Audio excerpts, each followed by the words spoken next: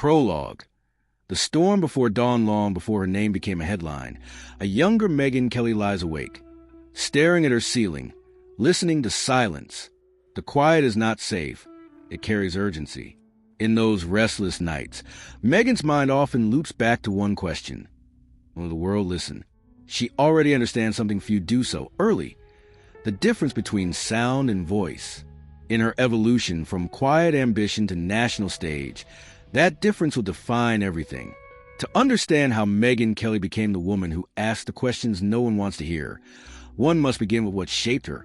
Resilience, hard truths, and moments of rupture.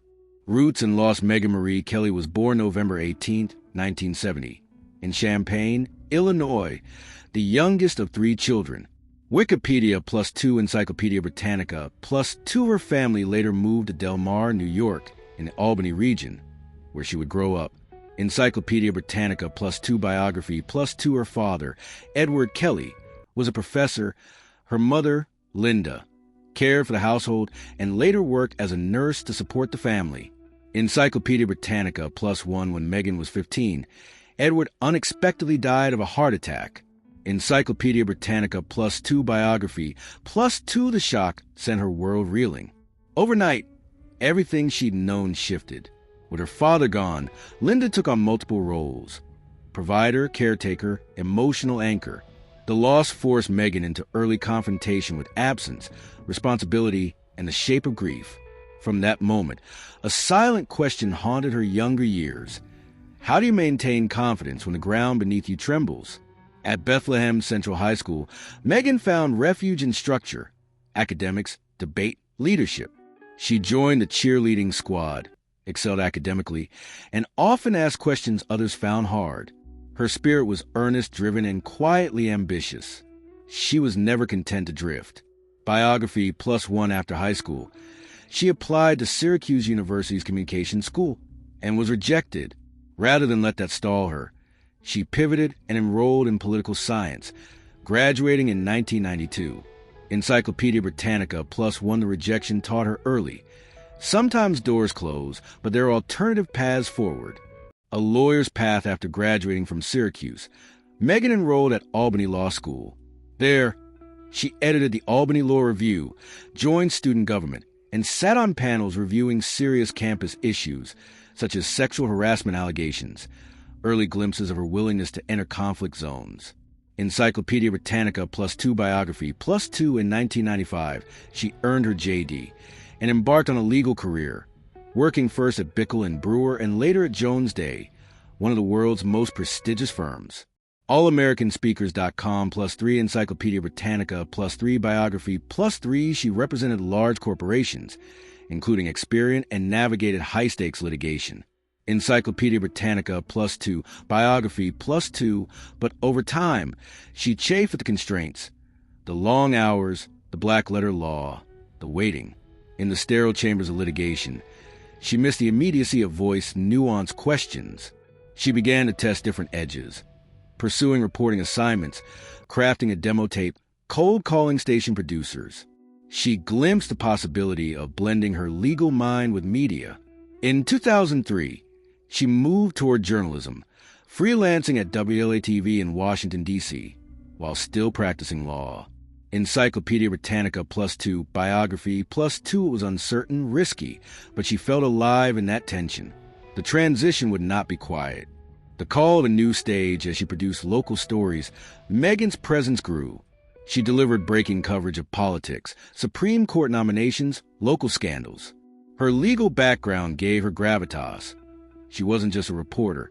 She was a mind trained to see inconsistencies, unspoken motive, evidence. In 2004, she sent a demo tape to the Fox News Washington bureau. That leap changed everything. Fox welcomed her as a legal analyst and contributor. From there, she appeared on Special Report with Brit Hume, The O'Reilly Factor, and other flagship shows. Encyclopedia Britannica +2 biography +2 her early years at Fox were scrappy. She negotiated her identity between lawyer, analyst, and journalist, sharpening her voice, learning production, asking difficult questions. She earned respect not by shouting, but by asking. By 2006, She co-anchored America's Newsroom with Bill Hemmer, voice solidifying. Then in 2010, she launched America Live. She carried segments like Kelly's Court, where she dissected legal and political machinations. Her reputation for calm but relentless questioning grew. Encyclopedia Britannica +3, Wikipedia +3, Biography +3. Then came the Kelly File in 2013, her marquee show, where news, interviews, analysis met boldness. She became one of cable news' premier anchors. Biography +2, Encyclopedia Britannica +2. This was a height of her influence. She'd moved from courtroom thinker to media force.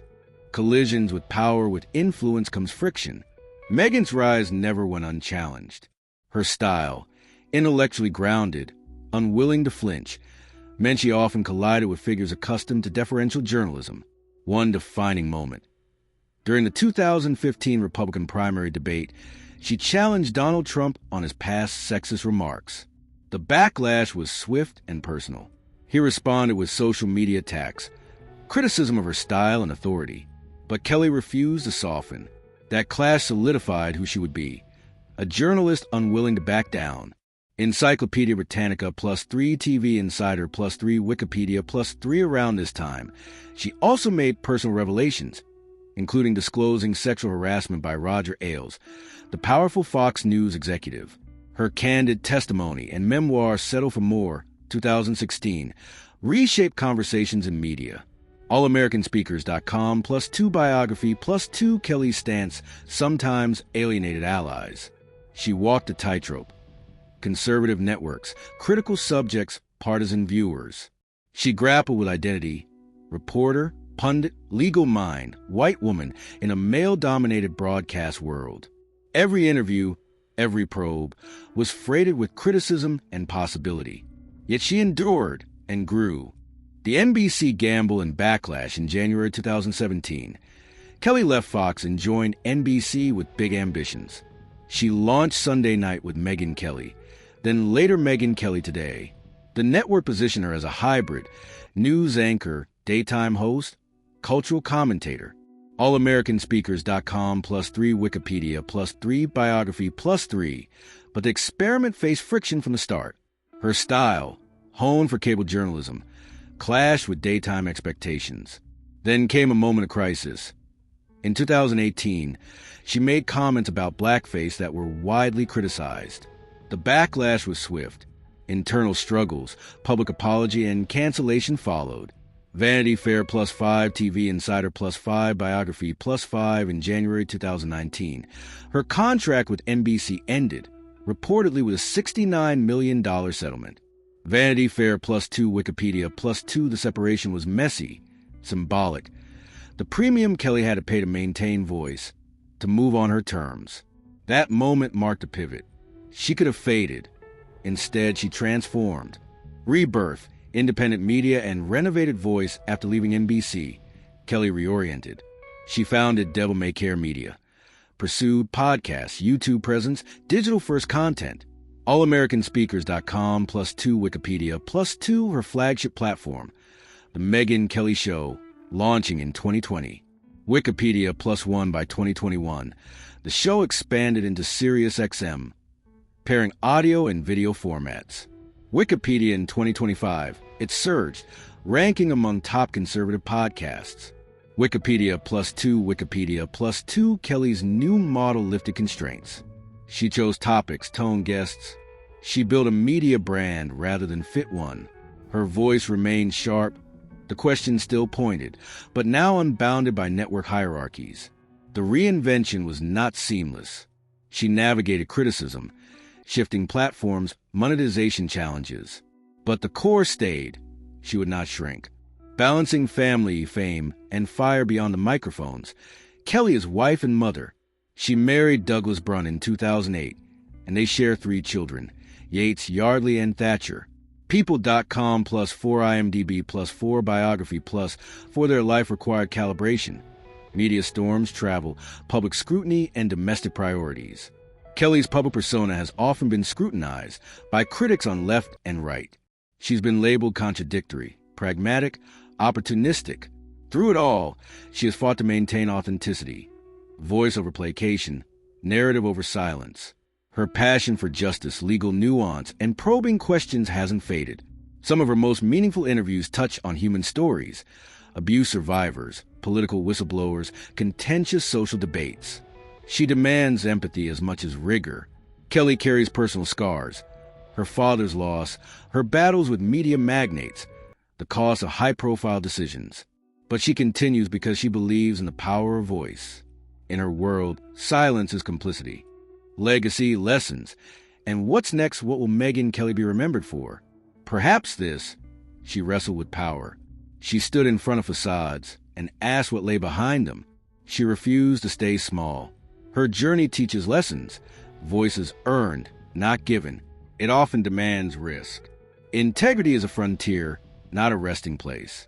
The moment you stop probing, you fade. Control matters. Her move to independent media reflects not retreat, but ambition. Truth is relational. She learned that facts don't speak unless you frame them, challenge them, live them. As of 2025, she continues expanding MK Media, reasserting influence in the podcast and video domain. Wikipedia plus one her story remains unfinished. She is living proof that reinvention can follow rupture and that a voice that struggles to speak, when finally heard, can reshape a narrative